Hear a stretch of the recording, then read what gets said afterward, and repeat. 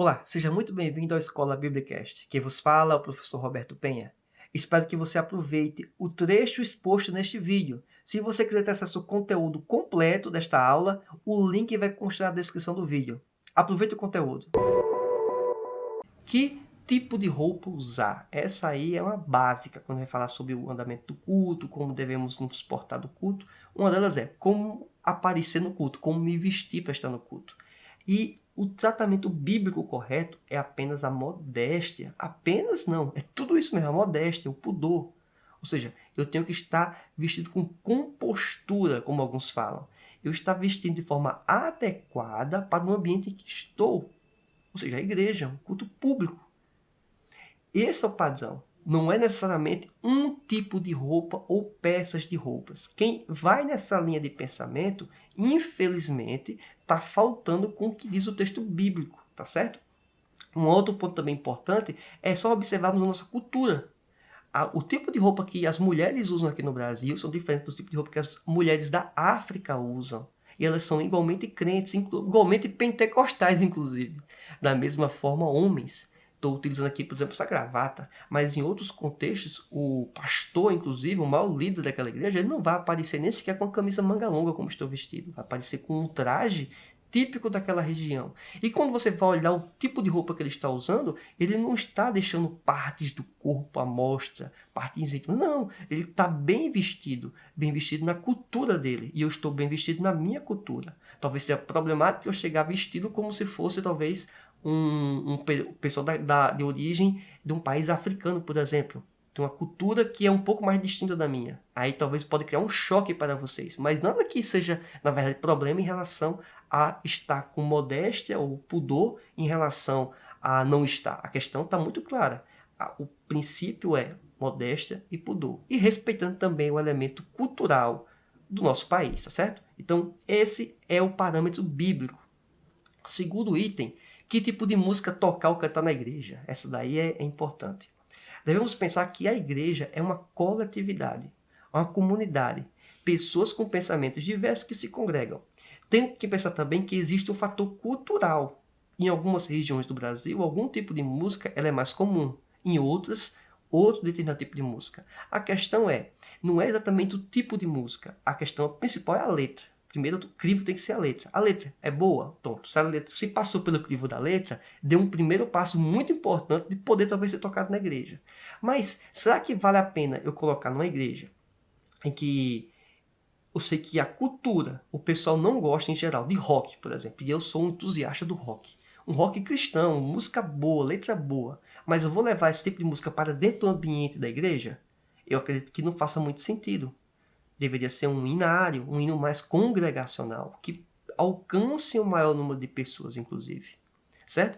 Não é o estilo que seja o problema. O estilo é o problema em virtude do ambiente que estou. Quem é o que nós queremos alcançar? Então, perceba que essa é uma vertente importante a se considerar, tá certo? Então, o tipo de música para tocar, a música, essencialmente é isso. É pegar primeiro esse item indispensável, que é a qualidade da letra, a letra bíblica, certo? Porque o que tem de hino que são tocados em algumas igrejas, que são praticamente, vamos dizer, antibíblicos, se não for dizer muito extremo, antibíblicos, é melhor que nem se cantasse esse tipo de hino dentro de uma igreja. Né? Na verdade, isso não é hino, né? Isso é uma música aí, infelizmente, que traz um prejuízo para o entendimento de alguns cristãos. Avançando aqui para o terceiro item das principais dúvidas que surgem, né, sobre o culto, é qual deve ser o tempo de duração do culto. A Bíblia não estabelece isso, certo? Algumas igrejas fazem cultos de 1 hora e meia, 2 horas, 2 horas e meia. Então, assim, tem quando você faz algumas vigílias, que é um tempo maior, algumas consagrações. Então, assim, esse ambiente do que é horário de culto formal é uma convenção que leva em conta a razoabilidade, certo? Em virtude do momento que estamos passando de saúde recentemente, algumas igrejas fizeram adaptações. Ou seja, alguns julgaram os horários de cultos para que permitisse que fizesse mais cultos no dia. Então, isso não afetou essencialmente como deve ser feito o culto, certo? Outra questão que aparece muito é qual deve ser o tempo para pregação. Isso mesmo. Além da discussão do tempo do culto, o tempo da pregação. Então vamos trabalhar aqui com a ideia de que temos 2 horas de culto, que eu acho que é uma boa média do que acontece em grande parte do Brasil. Se eu tenho 2 horas de culto, eu particularmente entendo que de 40 a 50 minutos, talvez no máximo 1 hora, é um bom tempo para exposição bíblica. Aí você vai dizer assim, mas com base em quê? Que argumento? É o argumento da própria capacitação que o ser humano tem de absorção de conhecimento. Um adulto, na média, certo? Ele tem aí em torno de 50 minutos de absorção adequada de conhecimento. Passando desses 50 minutos, tende a dar uma queda. Já vai caindo com um certo tempo, né? Mas a partir de 50 minutos a queda já é mais abrupta de absorção de conhecimento, certo?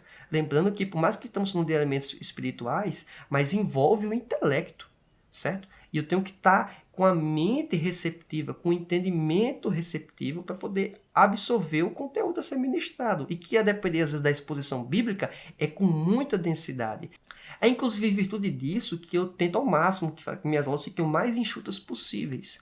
Não porque não tenha como se aprofundar em cada um desses elementos com maior profundidade e em mais tempo. É porque eu sei que o nível de absorção de conhecimento seu, ele tende a diminuir a partir de 50 minutos. Perceba que teve aulas minhas que passaram um pouco mais de 1 hora, tiveram 1 hora. Eu evito ao máximo para que isso aconteça. E quanto mais denso for o conteúdo e longo o tempo, o nível tende a ser, de absorção tende a ser menor. Obviamente, quando é em vídeo, você tem a oportunidade de ver em 2 partes, 3 partes, rever. Mas quando é uma exposição ao vivo, que você não tem nem sequer a chance de ver uma segunda vez, isso pode ser problemático. Então, em virtude disso, dentro de um contexto de 2 horas, de deixar 50 minutos para uma exposição bíblica, eu entendo que é absolutamente razoável e que é absolutamente também possível contornar e gerenciar, tá certo? O problema, quando eu já falei anteriormente, é deixar 10 minutos, 15 minutos para poder pregação e o restante do tempo com outras atividades. Inclusive, só em avisos, gastar mais tempo em avisos do que em pregação. Então, essa é uma questão a pensar, tá certo? Mas isso não é uma regra. Depende, obviamente, da proporção de tempo de culto. Se o culto é de 1 hora como um todo, então não tem como ter uma pregação de 50 minutos. Tem que se reduzir o tempo, mas pensar aí nessa certa proporcionalidade. Um outro elemento também importante é qual devem ser os elementos do culto. Isso mesmo, quais são os elementos do culto? A gente vai ter a resposta desses elementos no próprio texto base de 1 Coríntios, capítulo 14, versículo 26. Em diante, até o 32. Mas a ênfase que eu quero dar são 2 elementos iniciais. Doutrina e salmo, ou seja, cânticos e palavra. O culto tem que ter louvor a Deus e tem que ter palavra. Não pode faltar esses elementos. E, obviamente, tem que ter a oração. Não tem como ter o culto sem uma oração, sem encerrar com uma oração. Então, esses elementos são imprescindíveis. E alguém pode chegar aí logo em seguida e perguntar qual deve ser a ordem dos elementos do culto. Essa ordem pode divergir em virtude da congregação que você faça parte. Contudo, que respeite esses elementos faz nenhum problema você inverter a ordem. Só que eu particularmente entendo que faz mais sentido, se eu vou ter uma exposição bíblica, né, de 40 a 50 minutos, um sermão, na minha concepção faz mais sentido ela correr na parte final do culto, certo? Na parte final do culto, e não no início do culto, certo? É minha percepção apenas, mas poderia ser invertido. Não tem nenhum problema na minha concepção quanto a isso. O 7º item, que alguns vão perceber com a própria base do texto de 1 Coríntios capítulo 14, que não se fala sobre ofertas, certo? Por mais que a gente saiba que é uma prática comum no Novo Testamento e também no Antigo, mas por mais que não tenha a menção da oferta, do recolher os dízimos durante o culto, vamos refletir a respeito, que alguns usam isso como artimanha ou como reflexo, o argumento para que diga que não é necessário recolher dízimos e ofertas durante o culto. Não é que não é necessário, é só entender que qual outro momento seria interessante para recolhermos os dízimos e ofertas que sustentam a igreja, que é bíblico, certo? Que não fosse o culto. Só pensar dessa forma. Há um tempo atrás, era praticamente essa resposta impossível, você dizer uma alternativa. Agora, com os avanços mais recentes, tecnológicos inclusive, você pode realmente fazer contribuições sem sequer estar no templo, sem sequer estar na igreja. Você pode fazer uma transferência, você pode fazer um Pix, você pode fazer uma série de operações financeiras, de transferências de recursos, que não necessariamente precisa estar no culto. Você pode entregar o seu dízimo antes de ir para a igreja. inclusive. Antes de começar o culto, você entregou o dízimo, né?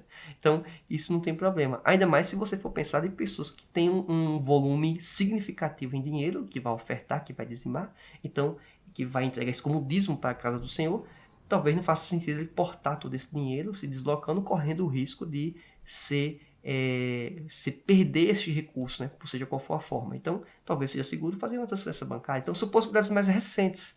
Então, perceba que a ideia de oferta e dízimo, na minha concepção, ainda é essencial que ocorra no culto, exatamente pela comodidade de ter as pessoas congregadas naquele ambiente, naquela oportunidade de poder adorar a Deus com os dízimos e ofertas. Então, basicamente, é esse o raciocínio. Mas perceba que não sequer está mencionado em 1 Coríntios capítulo 14. Então, perceba que é um elemento que não está mencionado, mas que faz todo sentido fazer parte deste ambiente. Imagino que esse conteúdo foi bastante útil para você. Então, além do like, se inscreva no canal e marque a opção todas as notificações. Assim você vai ser comunicado toda vez que eu postar materiais semelhantes a este que vão agregar em muito para o seu conhecimento. Se você quiser acesso ao conteúdo completo desta aula, o link vai constar na descrição do vídeo. Aguardo você no nosso próxima aula. Que Deus te abençoe e até mais. Tchau!